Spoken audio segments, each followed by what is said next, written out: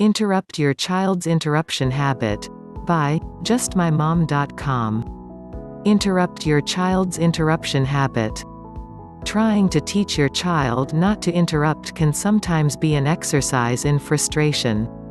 Telling them there's a time to interrupt in case of a fire and a time to not interrupt boredom isn't enough. But putting these principles into practice is easier said than done, especially for a very verbal or high-energy kid. That's why now is a good time to revisit some basic lessons about good manners and teaching your child to wait their turn to speak. First of all, set a reasonable expectation. School-aged children have a difficult time holding their thoughts for more than a few minutes.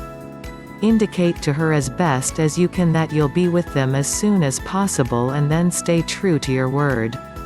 Develop some ideas for them to occupy themselves with while you're on the phone or otherwise unavailable. Keep a box full of puzzles, crayons, colorful markers or other quiet toys nearby that they can only use when you have to make a call. Set snacks and drinks on an accessible level so they don't have to interrupt you for help. When you need to make a call or have an important conversation with a visitor, head off trouble by saying you're about to phone someone or have a conversation and estimate how long you expect to talk. Ask them if they need anything before you make your call or have your conversation with your company. Then do your best to adhere to that time schedule, and excuse yourself from the conversation long enough to check on them.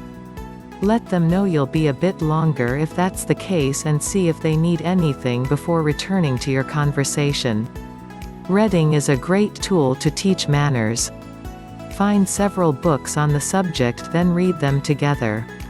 Discuss afterwards what your child learned from the story and how they'll handle a similar situation in their life the next time it occurs. And as always, children learn what they live. Your child is very unlikely to learn not to interrupt if they hears you, your spouse, or their siblings constantly interrupting each other. Your actions have a strong influence on your child, so be a good example and ask permission to speak before speaking, and apologize when you inadvertently interrupt. Thanks for watching. Please like, share and subscribe my YouTube channel, Just My Mom.